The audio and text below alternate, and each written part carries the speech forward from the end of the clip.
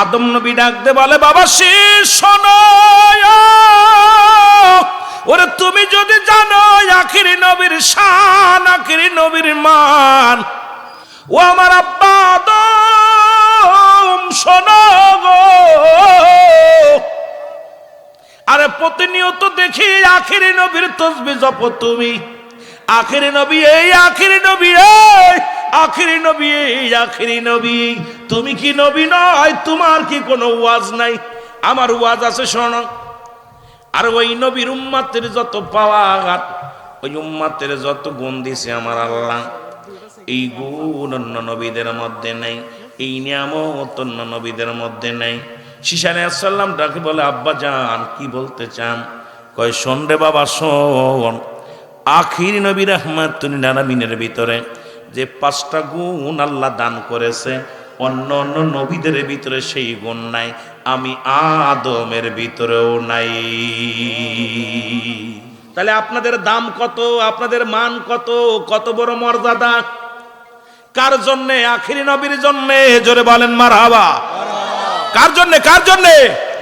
আখিরি নবী রাহমাতুল আলামিন। এই জন্যে নবী দুজানের রহমত। আল্লাহ বলেন, মা আরসালনাকা ইল্লা রাহমাতাল লিল আলামিন।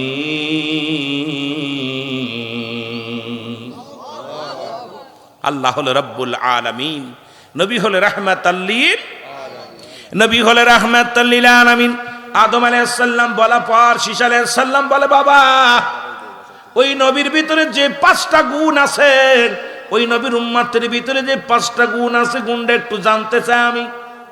ডাকতে বলে, বাবা শীষ এত ফিস ফিস করিস না, চুপ কর। কারণ ওই নবী নিয়ে কেন ওয়াজ করি, ওই নবীর শান কেন ওয়াজ করি, শোন। এত ফিস ফিস করে শুনতে পারবি না, একটু ধৈর্য ধরে শোন। ওই নবীর উম্মতের কত পাওয়া। আখিরি নবীর ওয়াজ শুরু করলো। কয় নবী? কোন নবী আখিরি নবীর ওয়াজ করে? কোন নবী?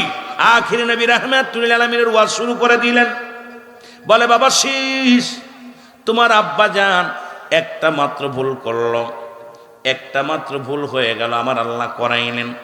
এই একটা ভুলের কারণে আমি বাবা আদম 350 বছর কানলাম। জোরে বলেন আল্লাহু আকবার। আর একটু জোরে বলেন না। আর আদম নবী কেঁদে কেঁদে কি বলেছিল আমার সাথে পড়েন, রব্বানা জালামনা আনফুসানা ওয়া ইল্লাম তাগফির লানা ওয়া তারহামনা লানাকুনান্না মিনাল খাসিরিন। আদম বলে, আল্লাহ আমি জালিমদের অন্তর্ভুক্ত হয়ে গেছি, আমারে তুমি ক্ষমা করে দাও। আদম নবী ডাক দিয়ে বলে, বাবা শীষ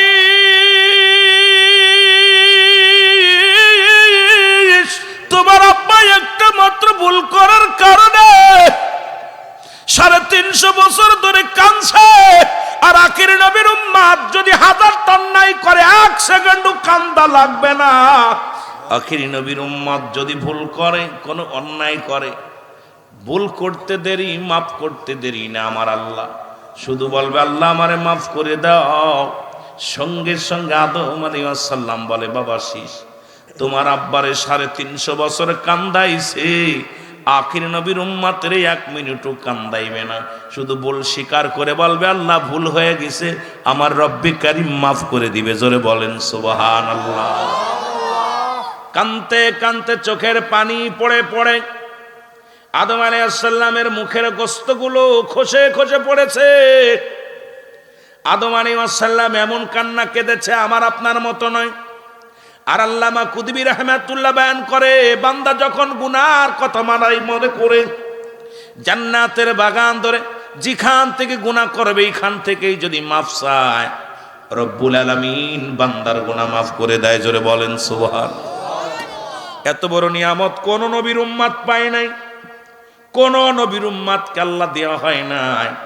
একমাত্র আখিরি নবীর উম্মতের এই পাওয়ার দেওয়া হয়েছে, যেখান থেকে 1000 গুনাহ করবে 3.5 মিনিটও কান্দা লাগবে না, আমার আল্লাহ রাব্বুল আলামিন মাফ করে দিবে। বাবা ঈসা আলাইহিস সালাম ডাক দে বলে, বাবা বুঝলাম। আদম আলাইহিস সালাম বলে, বাবা শীষ শোনো, ওই ভুলটা করা পর আমারে 350 বছর কাঁদছি, সারা পৃথিবী ঘুরাইছে, আর আপনি যত বড় অন্যায় করেন না কেন, যেখান থেকে যেখানে পাপ করবেন ওখান থেকেই মাফ চাবেন, আমার আল্লাহ রাব্বুল আলামিন মাফ করে দিবে। কিন্তু আদম আলাইহিস সালামের কানে ধরে গোটা পৃথিবী ঘোরাইছে, জোরে বলেন ঠিক কি না? আদম নবী ডাক দে বলে, বাবা শীস,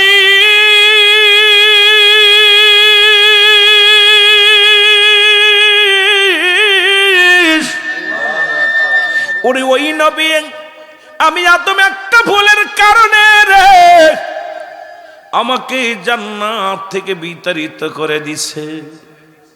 আখির নবীর উম্মত হাজারটা অন্যায় করলেও, হাজারটা অন্যায় করলে, হাজারটা ভুল করলেও কেউ ঘর থেকে বাইর করে দিবে না। আর আমি নবী হওয়ার পর, আমি নবী হওয়ার পর, আল্লাহর পয়গম্বর হওয়ার পর একটা ভুল করার কারণে আমারে জান্নাত থেকে বিতাড়িত করে দিছে, জোরে বলেন ঠিক কি না? কিন্তু আখিরি নবী উম্মত হওয়ার কারণে আপনি হাজারটা ভুল করলে আপনাকে ঘর থেকে বাইর করবে না।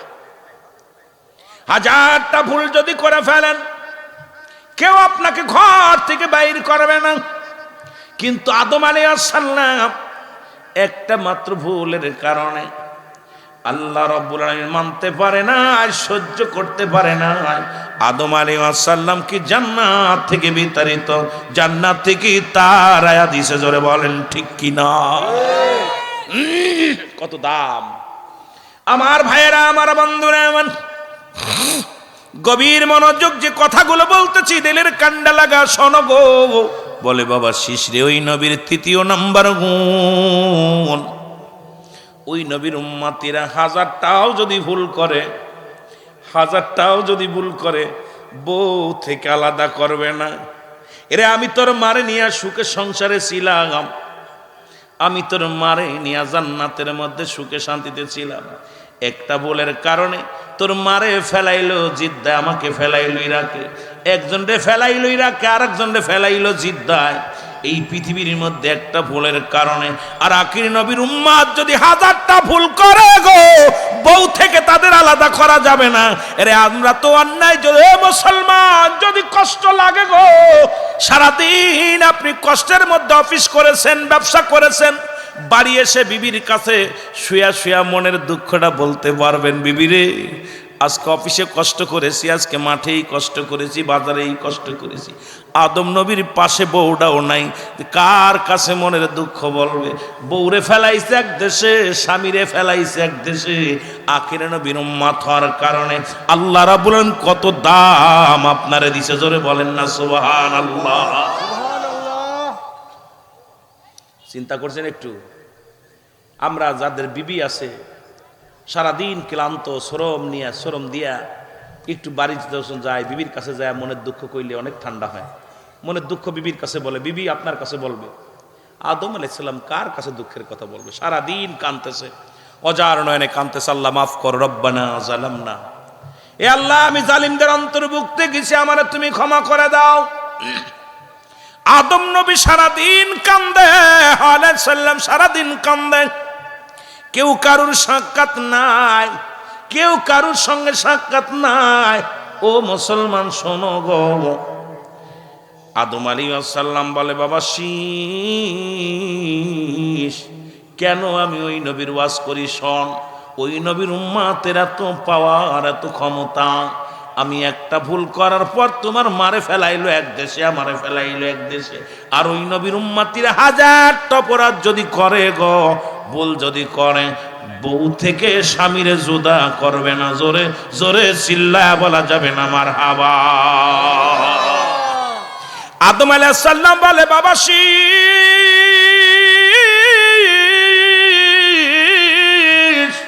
আমি একটা ভুলের কারণে গো তোর মায়ের পণ্যের কাপড়টা পর্যন্ত খুলে নিছে, আমার পণ্যের কাপড় খুলে নিছে। ও যুবকেরা, নবীর উম্মতেরা শোন। আদম আলাইহিস সালাম বলে, বাবা শীস রে, একটা ভুল করার কারণে আমার পণ্যের কাপড়টা খুলে নিছে। আমার কাপড় তো নিছেই নিছে, তোর মার কাপড়টাও নিছে। আখিরি নবীর উম্মতিরা 1000 টা অন্যায় করলে তাদের পণ্যের কাপড় খুলে নেয় না। দেখবেন আমার দেশে যদি কোনো পাগল যদি ল্যাংটা থাকে তার জোর করে কাপড় পরানো হয়, আর আদম নবীর পণ্যের কাপড় আল্লাহ নিজেই কেড়ে নিছে রে ভাই, জোরে বলেন ঠিক কিনা? এরপরও যদি আমার নবীর সমালোচনা করে মুনাফিক, তোর মতো মুনাফিক এই নবীর উম্মত হওয়ার যোগ্য নয়, তোর মতো মুনাফিক রাসূলুল্লাহ দিদার পাওয়ার যোগ্য নয়। কারণ তুই যে পৃথিবীর মধ্যে একটু বোঝা উচিত ছিল যে আখির নবীর উম্মত হওয়ার কারণে তোর কাপড় মানুষে পরিয়ে দেয়, আর আদম নবী হওয়ার পরেও ভুল করার পরে আদম আলাইহিস সালামের পণ্যের কাপড় খুলে নিছে আমার আল্লাহ। সুতরাং ইহা দ্বারাও সেই নবীর প্রশংসা না করে যারা অন্য নবীর প্রশংসায় আপনার মাতাল হয়ে যায়, যারা অন্য নবীর প্রশংসা নিয়ে ব্যস্ত থাকে, আমার নবীর সমালোচনা করে, এদের মতো মুনাফিক আর দুনিয়ায় কেউ নাই। জোরে বলেন ঠিক কিনা? আর একটু জোরে বলেন ঠিক কিনা? আল্লাহ বলে আমিনান নাস, মানুষের মধ্যে মায়াকুলু, তারা বলবে আমার না তোর ঈমান আনছে বিল্লাহি, আল্লাহর প্রতি, অবিলে অমিলা কিনা কিনাতের প্রতি বিশ্বাস স্থাপন করছে। ও মা হুম বিমুমিনিন, এই যে মুনাফিকদের আয়াত। না শব্দের অর্থ মানুষ, এই মানুষ না ঈমান, মানুষ যে চোর আছে, বাটপার আছে। আল্লাহ বলে আমিনান নাস, মানুষের মধ্যে মায়াকুলু, তারা বলবে আমার না তোর ঈমান আনছে। চোর আছে, ঈমান চোর, দাড়ি টুপি জুব্বা পাগড়ি লাগায়া মঞ্চের মধ্যে বসে নবীর সাহাবীদের বিরুদ্ধে কথা বলে, রাসূলুল্লাহর বিরুদ্ধে কথা বলে, নবীর উপরে কষ্ট দেয়, নবীর বিবিদেরকে নিয়ে কটূক্ত করে, নবীর আহলে বায়াতরে নিয়ে যারা কটূক্ত করে, বুঝতে আর বাকি নাই এরা হলো আবু জেহেলের বংশধর। জোরে বলেন ঠিক কিনা? যেমন আবু জেহেল বুঝতে পারে না আমার চাচা ভাতিজা চিন্তা করে মুহাম্মদ, আব্দুল্লাহর বেটা মুহাম্মদ, সে কেমনে নবী হয়? সে তো নবী হয় না, তার বাপ নাই, তার মা নাই, এতিম মানুষ কেমনে নবী হয়? ওই আবু জেহেলের খালাতো ভাই যারা, তারা এই দুনিয়ার মধ্যে রাসূলকে নিয়ে কটূক্ত করে। জোরে বলেন ঠিক কিনা? এ মুসলমান, গভীর মনোযোগ। এই জন্য আখিরি নবীর এত দাম, আখিরি নবীর এত শান, আখিরি নবীর এত মর্যাদা। বিনা চাওয়ায়, বিনা দরখাস্তই এই আখিরি নবীর উম্মত হতে পেরে আমরা বড় ধন্য, আমরা বড় পুণ্য। এই জন্য আল্লাহর দরবারে অসংখ্যবার শুকরিয়া আদায় করি। জোরে জোরে বলেন আলহামদুলিল্লাহ। আদম আলাইহিস সালামের ছেলে শীশ আলাইহিস সালাম ডাকতে বলে, বাবা আদম, তুমি তোমার রব্বে কারিমের কাছে বলো আমি নবী হতে চাই না, আমার যেন ওই নবীর উম্মত হিসেবে আল্লাহ কবুল করে। জোরে বলেন সুবহানাল্লাহ। যে নবীর উম্মতের এত দাম, আমি নবী হয়ে হবে কি?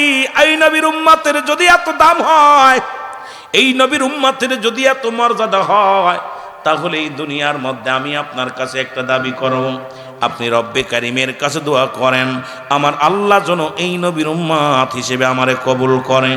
আমি নবী হতে চাই না, নবীর উম্মত হয়ে দুনিয়া আসতে চাই। জোরে বলেন সুবহানাল্লাহ। এ মুসলমান শুনে নাও, গভীর মনোযোগ। এই জন্য আমি আপনি পড়েছি, আমার নবীজি শিক্ষা দিয়ে গেছেন লা ইলাহা ইল্লাল্লাহু মুহাম্মাদুর রাসূলুল্লাহ সাল্লাল্লাহু আলাইহি ওয়াসাল্লাম। আমরা এমন নবীর উম্মত, পৃথিবীর মধ্যে অন্যান্য নবীগণ এই নবীর উম্মত হওয়ার জন্য যুগে যুগে দরখাস্ত করেছে, প্রার্থনা করেছে, বিনা চাওয়ায়, বিনা দরখাস্তয় আখিরি নবীর উম্মত হতে পেরে খুশি না বেজাত? কারণ অন্য নবী আদম থেকে শুরু করে যত পয়গম্বর দুনিয়ার মধ্যে আগমন করেছে, সবার জবান দিয়ে আমার নবীর শান, আমার নবীর গুণগান, আমার নবীর শানগুলো যারা গেছে মুসলমান শোনা নাও। আদি পিতা আদম আলাইহিস সালাম তো সদা সর্বদাই নবীর শান নিয়ে ব্যস্ত থাকতেন, রাসূলুল্লাহ আলোচনা নিয়ে ব্যস্ত থাকতেন। আখিরি নবী, আখিরি নবী। মুসলমান শুনে নাও, এই নবীর উম্মত হতে পেরে বিনা দরখাস্তই, বিনা চাওয়ায় আমরা আখিরি নবীর উম্মত মুসলমানের গর্ভে জন্মগ্রহণ করেছি, পৃথিবীর মধ্যে শ্রেষ্ঠ জাতি হিসেবে শ্রেষ্ঠ, নবী হিসেবেও শ্রেষ্ঠ, শ্রেষ্ঠ একটা জায়গা রিয়াজুল জান্নাত, বেহেশতের বাগানেও বসলাম। জোরে জোরে চিল্লায় বলেন মারহাবা। কেমন শ্রেষ্ঠ ছিল আমার নবীজি একটু বুঝায় আসি, আপনি আস্তে আস্তে আলোচনায় যাই। আদম আলাইহিস সালামের 100 সন্তান, 100 জোড়া সন্তান। আখিরি নবীর উম্মত হওয়ার জন্য অন্য নবীগণ আফসোস করেছে। আদম আলাইহিস সালাম ওয়াজ করে আখিরি নবী রাহমাতুল লিল আলামিন, যিনি আদম নবী এসেছিলেন উম্মতের কান্ডারি হইয়া।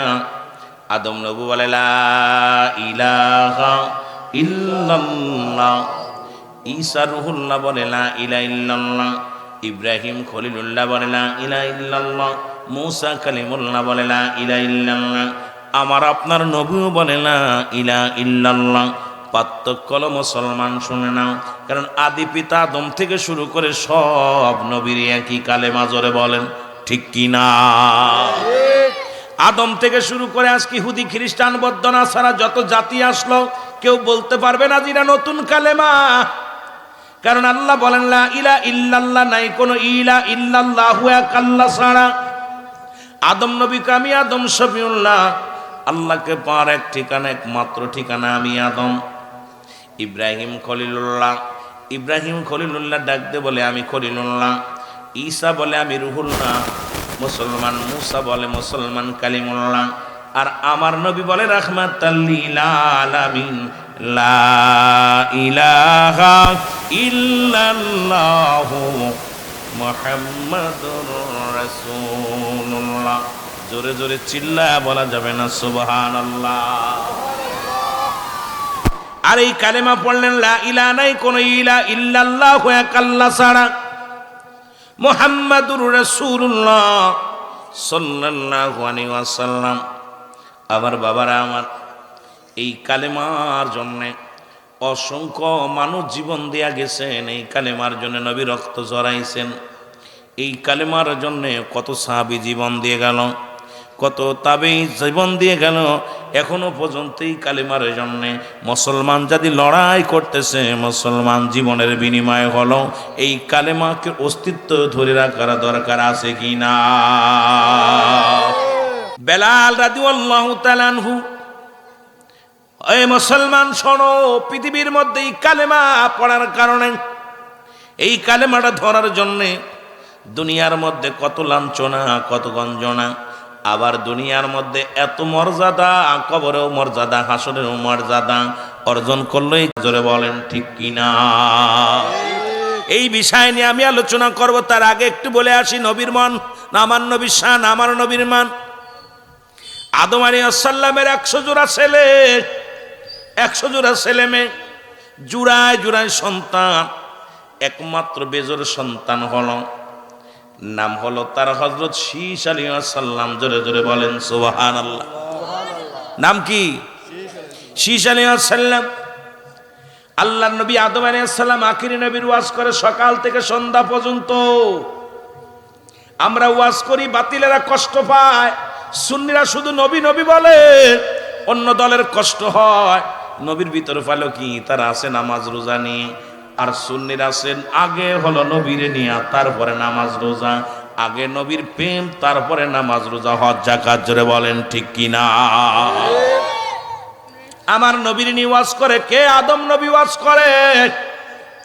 শীস আলাইহিস সালাম ডাকতে বলে, বাবা আদম, আমি একটা জিনিস লক্ষ্য করতেছি, আমরা 100 জোড়া ভাই বোন, এর মধ্যে আমি বেজোর, আর আমাকে আপনার উপর খেলাফত, আমি হব আগামী প্রজন্মের নবী, আমি হব আল্লাহর পয়গম্বর। তবে একটা জিনিস আমি খেয়াল করতেছি, আপনি সদা সর্বদা শুধু আখিরি নবী রাহমাতাল লিল আলামিন, নবী নবী নবী নবী বলে আলোচনা করেন। কারণটা কি আমি বুঝতে পারি না। আপনিও একজন নবী, আখিরি নবীও একজন নবী, তবে এত আলোচনার দরকার কি আছে? শুধু রাহমাতাল লিল আলামিনের ওয়াজ করেন। জোরে বলেন সুবহানাল্লাহ। মুসলমান, বেলাল ইবনে রাবাব তৎকালীন জামানায় একজন সফল কৃষক ছিলেন। রাসূলের জামানার মধ্যে একজন কৃষক ছিলেন। তার কলিজার টুকরা বেলাল ছোট্টবেলা থেকেই গবেষণার মধ্যে অ্যারিস্টটল সক্রেটিস বই লেখা পর বলেন ও দাই সেল, নিজেকে নিজে চিনতে হবে, মানরাফান নফস, নিজের নফসকে চিনতে হবে, কলবুস সালিম, আত্মাটাকে প্রসিদ্ধ করতে হবে। বেলাল রাদিয়াল্লাহু তাআলা আনহু ছোট্ট থেকেই গবেষণার মধ্যে আছে এই আসমান বানালো কে, বিনা খুঁটিতে আসমানগুলো ধরে রাখলো কে, কে বাতাস দেয়, কে সূর্য উদয় করে, কে ডুবায়, কে কুল কায়নাতের মালিক, কে আসমান জমিনের মালিক, এই গবেষণার মধ্যে আছে বেলাল। হঠাৎ করে কে যেন মুসলমান বেলাল বাবাকে ডাক দে বলে, বাবাকে ডাক দে বলে, বাবা আমি আপনার কাছে জানতে চাই এই সূর্য উদয় করে কে আর ডুবায় কে? কয় কেন আমরা? বলে বাবা গো তোমার মালিক কে? বলে আমার মালিক আমি। বলে আসমানের মালিক কে? কয় আমি। জমিনের মালিক কে? কয় আমার নেতা। সব কিছুর মালিক আমরা। বেলালকে ডাক দে। বেলাল কয় না বাবা না, এগুলোর মালিক রব্বে কারীম। ও বাবা তুমিও যার আমিও তার, তুমি আমি কেউ কারুর মালিক নয়, সব কিছুর পার, সব কিছুর মালিক একজন আছে, আমি বুঝতে পেরেছি সে আর কেউ নয়, তাকে দেখা যায় না, তাকে দেখা যায় না, তিনি আর কেউ নয়, তিনি হলো রব্বে কারীম আমার আল্লাহ। জোরে বলেন মারহাবা। উমাইয়া চিন্তা করে এই সন্তান নিয়ে ঝামেলায় পড়ে যাব, কারণ এই ছেলে একদিন বিপদ ডেকে আনবে, এই ছেলে একদিন আমার জন্য বিপদ বয়ে আনবে। আমার বাবারা উনি বিলালকে কি করলেন, বাজারে উঠে এলেন, বাজারে উঠে বিক্রি করলেন, কিনলেন কি উমাইয়া। উমাইয়া বেলালকে নিয়ে গেলেন যখন, রে মুসলমান শোনো, বাড়িতে নিয়ে বেলালকে ডাক দে বলে, বেলাল আজ থেকে আমি তোমার মালিক, আমি তোমার মহাজন, আজ থেকে তোমাকে আমি একটা হুকুম দিলাম, এই যে আমার এই বকরিগুলো চড়াইবা জঙ্গলের মধ্যে, এর তোমাকে আমি কড়াই করেছি, তোমাকে আমি কিনে আনছি বেলাল রে, আমি তোমার মালিক। বেলাল বকরি নিয়ে যায়, বয়া বয়া গবেষণা করে মাঠের মধ্যে, রে মুসলমান মরু প্রান্তরে বইয়া বয়া চিন্তা করে রব্বে কারীম এই জমিনটা বানাইলো কে, এই জমিনের মালিককে, সূর্য উদয় করে কে, ডুবায় কে? আল্লাহ। এই চিন্তার মধ্যে বেলাল গবেষণার মধ্যে আছে। কি জন্য ডাক দে বলে, বেলাল এই সব কিছুর মূলে হলো আমার আল্লাহ রব্বুল আলামিন। বেলাল কালেমা পড়া শুরু করে দিল। বকরিগুলো যত মুসলমান শোনো গো, বেলালের দিকে সব বকরিগুলো তাকায় থাকে রে। মাঠের রাখালিরা তাকে বেলালের চারিপাশে গিরে গিরে দাঁড়ায় আছে সব বকরিগুলো। যখন খোদা লাগে পাথরের মধ্যে চাটা দেয়, বেলালের বকরিগুলোর পেট ভরে যায়। সারা মাঠের ঘাস খাওয়াইয়া উটদুম্বা ও মুসলমান শুনে নাও, ওনাদের ওই ভেড়া দুম্বার পেট ভরাইতে পারে না, অথচ বেলালের বকরিগুলো যেখানে দাঁড়িয়ে দাঁড়িয়ে তাজা তুজো হয়ে যায়, পাথর চাটা খেয়ে চাটা দিয়া পেটটা ভরে যায়। নালিশ গেল উমাইয়ের কাছে, উমাইয়া তুমি যে রাখাল আনছো, এই রাখাল বড় আজব রাখাল, এই আজব রাখাল সেজন্য কোন কবিতা আবৃত্তি করে গো, বয়া বয়া কবিতা আবৃত্তি করেন। আর এই কবিতা শোনার জন্য সমস্ত উট দুম্বা বকরিগুলো ভেড়াগুলো সব তাকায় থাকে বেলালের দিকে। বন্ধ করো তাড়াতাড়ি, বেলালকে ডাক দাও, ডাক দে বন্ধ করো। বেলালকে ডাক দেনা হলো। বেলাল কয়, বেলাল তুমি ছেড়ে দাও, কালেমা ছেড়ে দাও। বেলাল রে তুমি কালেমা ছেড়ে দাও। বেলাল বলে না, সম্ভব নয়, এটা ছাড়তে পারবো না। বলে বেলাল আজ থেকে তোর খানা বন্ধ রে। ও বেলাল, বেলাল রে তোর খানার মালিক কে? বলে আমার আল্লাহ। বেলাল রে তোর জীবনের মালিক কে? বলে আমার আল্লাহ। ও বেলাল তোরে বাঁচাই কে? বলে আমার আল্লাহ। তোরে খাওয়াই কে? আমার আল্লাহ। বেলাল ডাক দে বলে, হুজুর আপনার মালিক কে? বলে আমার মালিক আমি। আপনারে খাওয়াই কে? বলে আমি। আমারে বাঁচাই কে? আপনারে বাঁচাই কে? বলে আমি। বেলাল বলে, না রে না না, সব কিছুর মালিক হলো রব্বি করিম আমার আল্লাহ। জোরে জোরে চিল্লায় বলা যাবে না সুবহানাল্লাহ। বেলালকে খানা বন্ধ করে দিল। বেলাল বলে কালেমা পড়ার কারণে যদি খানা বন্ধ হয়ে যায় গো, প্রয়োজন নাই খানা খাবো না, তবু মধুর কালেমা ছাড়বো না। বেলালকে ডাক দেনা হলো, বেলাল রে খবর পাইলাম তোমার খানা বন্ধ, তাও নাকি জোরে জোরে কালেমা পড়ো, জোরে জোরে কবিতা পড়ো। বলে হুজুর আমি কবিতা পড়ি না, আমি পড়ি লা ইলাহা, নাই কোন ইলাহ ইল্লাল্লাহু আল্লাহ ছাড়া, মুহাম্মাদুর রাসূলুল্লাহ আল্লাহ পাকের প্রেরিত রাসূল বা বান্দা হলো রাহমাতাল লিল আলামিন। আমি এই কালেমার পাগল হয়ে গেছি, এই কালেমার পাগল হয়ে গেছি। জোরে জোরে চিল্লায় বলেন সুবহানাল্লাহ। বেলাল ডাকতে বলে না না, আমি খানা ছেড়ে দিয়েছি, কালেমা ছাড়বো না। বেলালের পিঠের মধ্যে চাবুকের বাড়ি শুরু হয়ে গেল। বেলাল কমায়া হুকুম দিলা, গোলামেরা শোনো গো, যতক্ষণ পর্যন্ত বেলালের জবান থেকে কালেমা দূর না হবে গো, বেলালের মারা বন্ধ করো না। বেলালকে এক একটা চাবুকের বাড়ি মারে রে, গায়ের গোস্তগুলো উঠে যায়, চামড়াগুলো উঠে যায়। বেলাল ডাক দে বলে রব্বি কারীম, কালেমা পড়ার অপরাধে যদি জীবন চলে যায় কোনো দুঃখ নাই, তনু যেন আমার জবান থেকে আল্লাহ এই কালেমাটা যেন বন্ধ না করি। জোরে জোরে চিল্লায় বলা যাবে না সুবহানাল্লাহ। আর একটু জোরে জোরে চিল্লায় বলা যাবে না আল্লাহু আকবার। ডাক দে বলে রব্বি কারীম, জীবনে আপনাকে দেখি নাই, আপনার হাবিবকে দেখি নাই গো,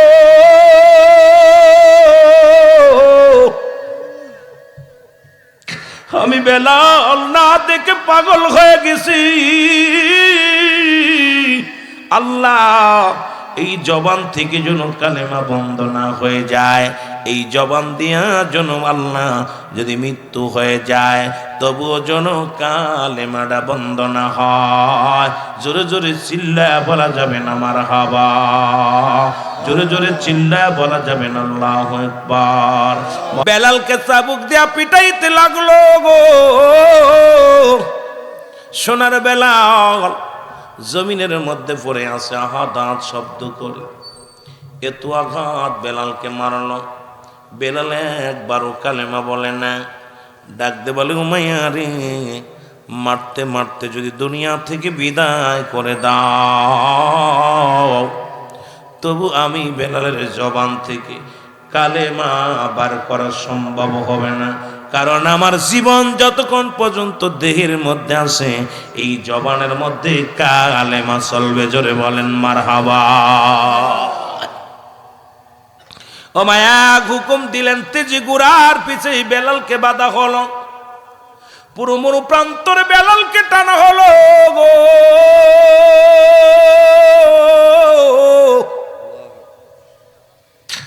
বেলালকে বাদিয়া যখন এই জঙ্গ মুসলমান পানি মরু প্রান্তরে টানা হয় গো, বেলালের গা দিয়ে রক্ত ঝরে রে, বেলাল চোখের পানি ছেড়ে কান্দে,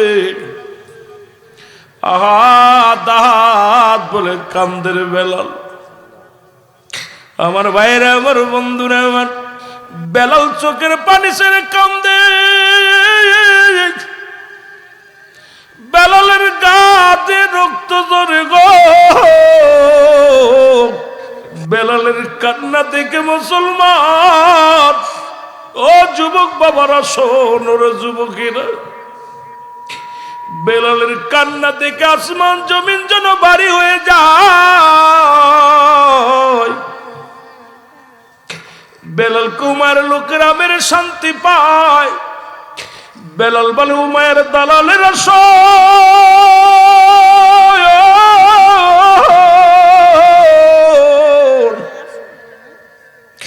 আমি বেলালকে মারতে মারতে যদি দুনিয়া থেকে বিদায় করে দাও, আমার জবান থেকে মধুর কালিমা বাইর করে জীবনে সম্ভব হবে না। জোরে জোরে বলো আল্লাহু আকবার। ও মায়া ঘোষণা করে দিল, কোথায় রে, কে কোথায় আছে রায়?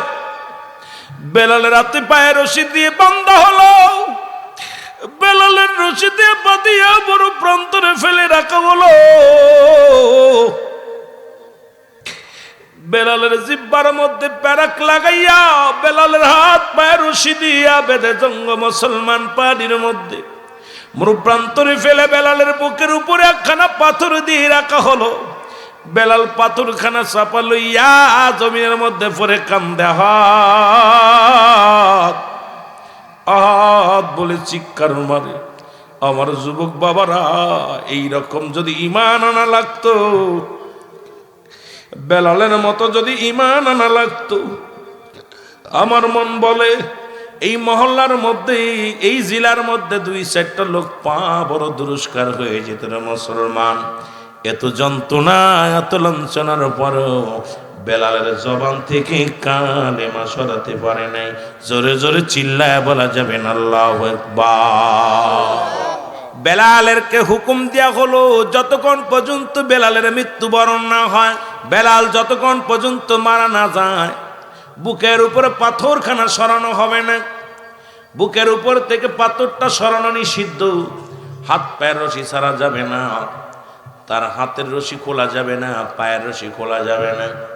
এই বেলালকে নির্মমভাবে শাস্তি দেওয়া শুরু করলো। বেলালও কান্দে, দাঁত বলে চিৎকার মারে।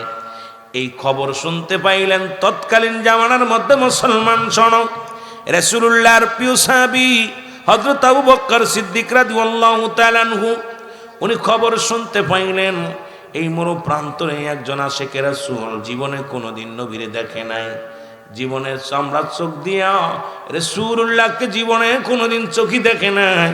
এই আশিক রাসূলুল্লাহর জন্য পাগল হয়ে গেছে। এই পাগলটা কি করে শোনো, এই পাগলটা নাকি কালেমার জন্য জীবনটা পর্যন্ত দেওয়ার জন্য প্রস্তুতি আছে। দেখে আসি, খবর শুনিয়া চলে আসতেন। এসে দেখে হযরতে বেলালকে মরু প্রান্তরে ফেলে রাখছে।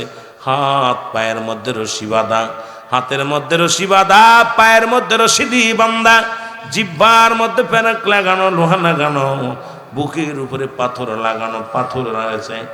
বেলালের পাশে এসে দাঁড়াইলেন হযরত আবু বকর সিদ্দিক রাদিয়াল্লাহু তাআলা আনহু। দেখে রে বেলাল শ্বাস প্রশ্বাস নিতে অনেক কষ্ট হয়, বেলাল জীবন যায় রে। বেলালের ওই জবানের মধ্যে শুধু আওয়াজ আসে, হাত। জোরে জোরে চিল্লায় বলা যাবে না সুবহানাল্লাহ। রাসূলের প্রেমিক বেলাল এই দৃশ্য দেখে আবু বকর চলে গেলেন উমায়ের বাড়িতে। ডাক দিয়ে বলল, উমাইয়া রে, আমি জানি তুমি একজন জ্ঞানী মানুষ, আমি জানি তুমি একজন জ্ঞানবান মানুষ, কিন্তু এখন দেখি তোমার মতো বলদার কেউ নাই। উমাইয়া কয়, কে গো তুমি? আমার বোকা বলো, তুমি কি আমার চেনো? বলে, আমি আপনারে চিনি, আপনার নাম উমাইয়া। বলে, কেমনে চেনো? কয়, দেখে আসলাম বেলালের বুকের উপরে পাথর চাপা দিয়া রয়েছে, বেলালের হাতে পায়ে রশি দিয়ে বাঁধা রয়েছে। কয়, বেলাল আমার কথা শোনে নাই, বেলাল কোথা থেকে এক কবিতা মুখস্থ করেছে, কালেমা পড়েছে। যতক্ষণ পর্যন্ত এটা না ছাড়বে বেলালের শাস্তি মকুব হবে না। আরে উমাইয়ার কথা শুনে আবু বকর সিদ্দিক রাদিয়াল্লাহু তাআলা ডাক দিয়ে বলে, ও উমাইয়া, কারণ যে ব্যক্তি তোমার আইন মানে না, তোমার হুকুম মানে না গো, এই লোকটারে জমিনের মধ্যে যদি তোমার জমিনের মধ্যে মারা যায়, তাহলে তুমি তো পরাজয় মানলে তার কাছে। এর চাইতে যদি তোমার আইন, এরপর থেকে তোমার আইন আর কেউ মানবে না, তোমার কথাও কেউ মানবে না। তোমার জমিনের মধ্যে যদি বেলাল মারা যায়, বেলালই তো জয় লাভ করবে, তুমি পরাজয় মানবে। উমাইয়া কয়, কথাটা তো ঠিকই বলেছে, একটা কি করা যায়? বলে, আমি যাইতেছি, আমি এসেছিলাম ব্যবসার কাজে, মদিনা থেকে ব্যবসার কাজে এসেছিলাম, যদি তুমি দিতে পারো উমাইয়া রে, বেলালকে যদি আমারে দিয়ে দাও, আমি নিয়ে যাবো। জোরে জোরে বলো আল্লাহু আকবার। উমাইয়া বলে, বেলালকে নিয়ে যাও, দেরি করো না, নিয়ে যাও। বলে, আমি এমনি নিব না, যেহেতু বেলালকে তুমি কিনে আনছো, করাই করেছো, আমার কাছেও কিছু দিনার আছে, দিনারের বিনিময় যদি বেলালকে দিতে চাও দিতে পারো। উমাইয়া কয় যা দিবা দাও, তাড়াতাড়ি নাও, কারণ আমার জমিনের মধ্যে যেন বেলাল মৃত্যু বরণ না করে। বেলালকে করাই করলেন হযরত আবু বকর সিদ্দিক রাদিয়াল্লাহু তাআলা আনহু। এবার আস্তে আস্তে দৌড়ায়া মুসলমান যাইয়া হযরত বেলাল রাতের রশি যখন খুলে দিছে গো,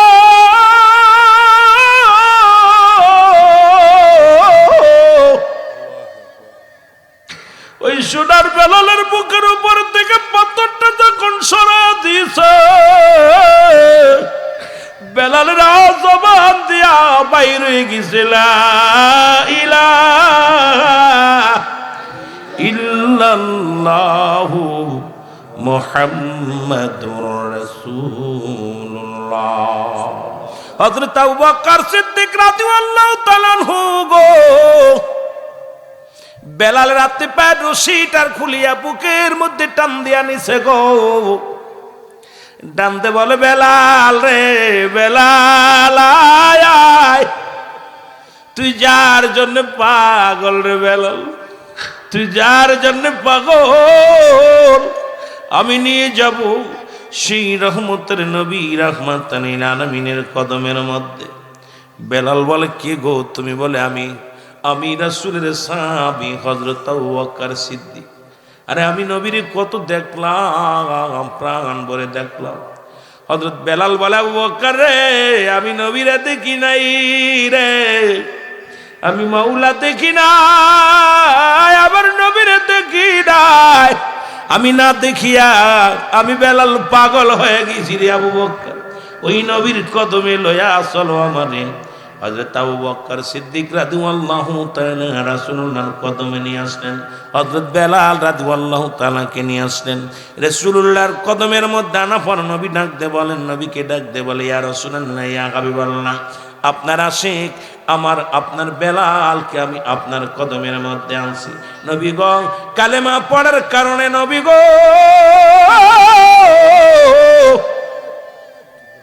ঈমান আনার কারণে বেলালের উপরে নির্মম ভাবে নিষ্ঠুর ভাবে তার উপরে নবী গো ষড়যন্ত্র করে কত কষ্ট দিছে গো মাইয়া।